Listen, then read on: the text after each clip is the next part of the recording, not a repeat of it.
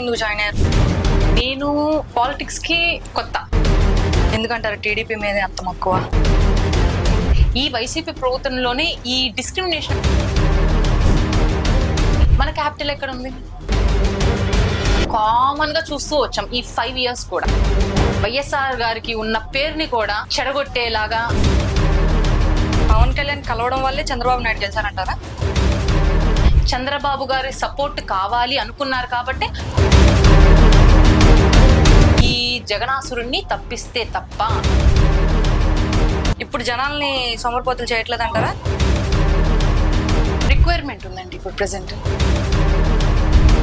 గల్లా మాధవి గారు అసలు గుంటూరువే కాదు వాళ్ళది.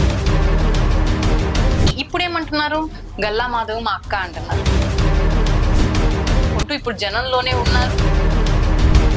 జగన్ గారి పాలనలో అంతా రౌడీయిజం అని చెప్పేసి. ఇప్పుడు నెగిటివ్ పబ్లిసిటీ అనేది ఎక్కడన్నా కామన్ అండి. డైవర్షన్ పాలిటిక్స్ వైసీపీ ప్రభుత్వం ఫస్ట్ నుంచి కూడా చేస్తుంది. గల్లా మాధవి అనే వ్యక్తి గెలవగానే రజనీ మీద దాడి చేయించింది. కడుపు మండి ఎవరన్నా చేశారేమో.